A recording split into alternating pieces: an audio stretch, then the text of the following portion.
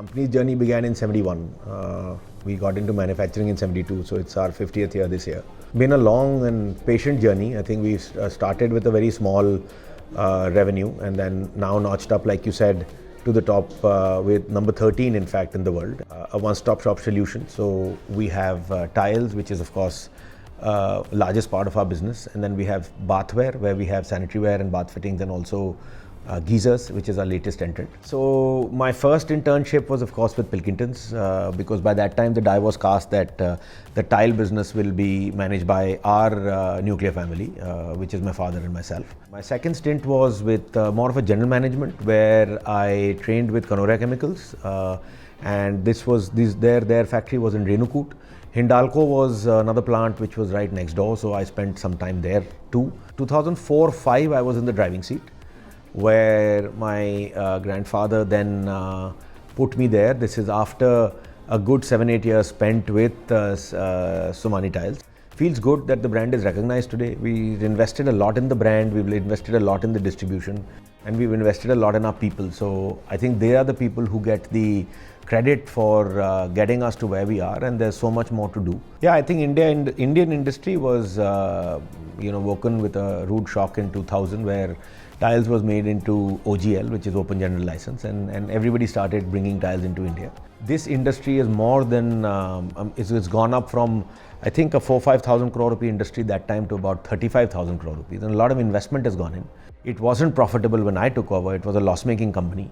But still, the distribution was there, and all of the above which I've mentioned was anyway something which was built over years, over the last 40 years. So that was clearly a huge boon. I don't think we could have been what we are had it not been for the foundation which was laid by our forefathers. So my nuclear family is me. I have my wife, Meenal.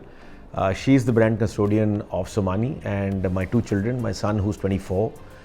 He's just joined Somany very, very recently, and my daughter, who is still young, she's studying abroad. He also trained like me in other companies. He's been outside of Somany for the last 18 months.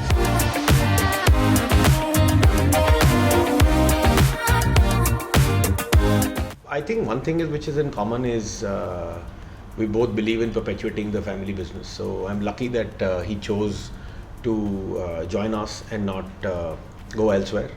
So to that extent, I think if somebody is there in the family who's smart enough to carry the legacy, then why lose that talent to somebody else is something which I feel. So of course, if he wanted to do something else, would have been totally different and would have been very welcome. So to that extent, it was entirely his choice.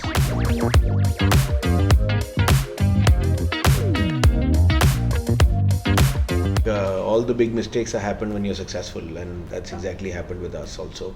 While we were flying high in the, this is when I was not in the driving seat. I think we made certain mistakes then and paid the price for it 3-4 years continuously. And even recent times, there was a certain issue which happened where our receivables went out of control, and it took another 2-3 years to bring that back.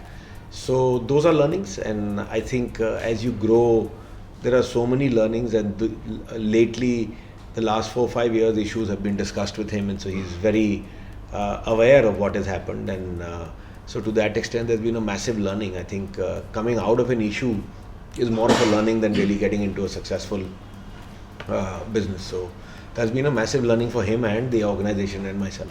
I guess one is there's no shortcut to hard work. I've seen Papa all through these years working endless hours to build what he's built. Secondly is creating a team that you can trust, and having that trust and letting them do what they do best. And I guess third is developing and honing good mentors, because that's definitely one aspect that Papa has, great mentors that help you through life and business and guide you in the right direction.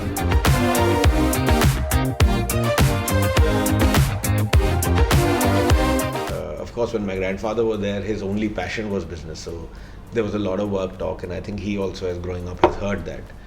Like me, while growing up, we heard that. But next gen, which is my father's generation, I don't think we talked business as much as we used to with my granddad. So it's the same with us. I don't think we talk business at all unless there's a specific subject which we're discussing, but not at all. It's a little bit of both, I guess. He's not my direct boss, so technically I'm not like reporting to him or him bossing me, so I don't have that experience yet, but a great dad, of course.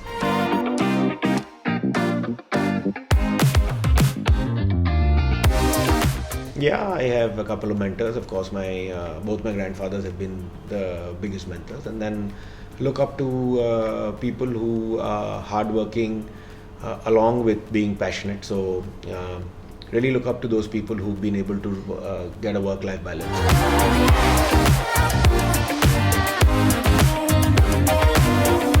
So I think that targets are set with the team.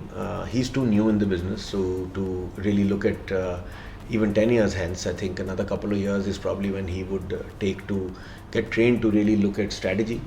It's not a small company, so from that point of view, we're very competent people working for us. And those visions and missions, whether it's 3-year goals, 5-year goals, are set with the team, along with the team. So that's something which even I don't do independently. I may set certain targets, but then that's argued out and threadbare before we really come at a conclusive, various goals.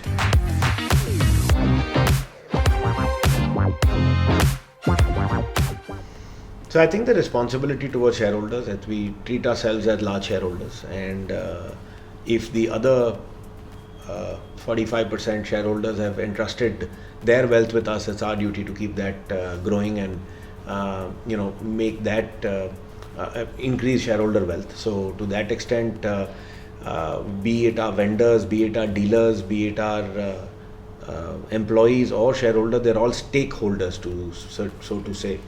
And if you've taken on the mantle, then I guess those pressures and those issues come with it. And if you can't live up to it, then step back or step down. Similar to any other industry. I mean, a sportsman also has today the captain of India is carrying the legacy forward and has that pressure of keep performing. So it's similar. It's just a question of how you look at it. I guess understanding the business, it's a complex business, so it will take time to completely understand how it works and have that at the back of my mind. So I see Papa when he's making decisions, and there's certain things he knows about the factory or how the company works, which only comes with experience. You can't do a 12-day crash course and understand that. So definitely learning the company from inside out.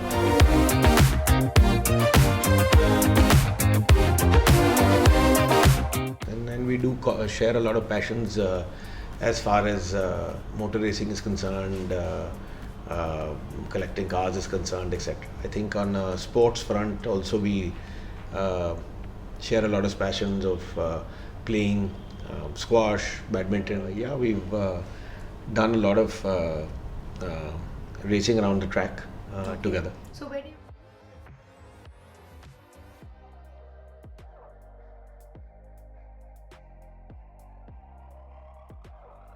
My car collection began with hand-me-downs from various cousins, uncles who, if you remember, there used to be those matchboxes which still are extremely priceless. So small little dinky cars. I think it started there, and I started collecting dinkies as I grew older.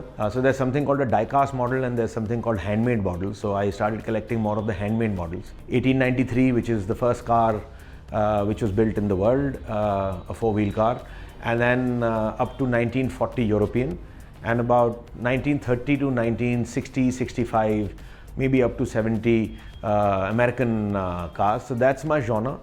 Yeah, so there is a modeler, there are a few modelers, Danbury Mint, Franklin Mint, and Amalgam, which make probably the most bespoke models. So I have a few of them, so it'll be impartial to say which is the most favorite, but I think, all of them from those models are really nice.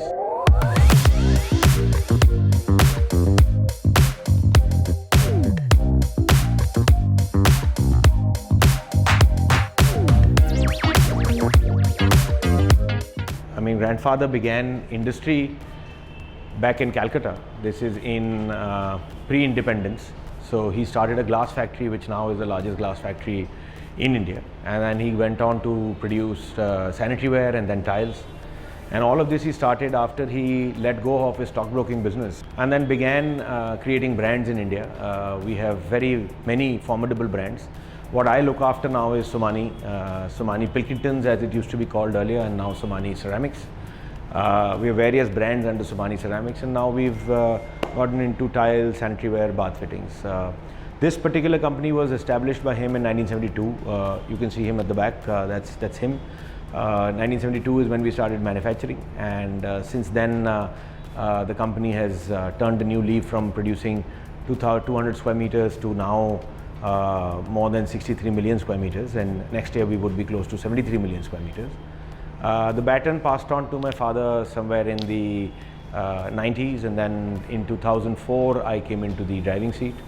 So I'm third generation from Somany standpoint, and very soon we will have our fourth generation. My son's just joined me, so he would be the fourth generation.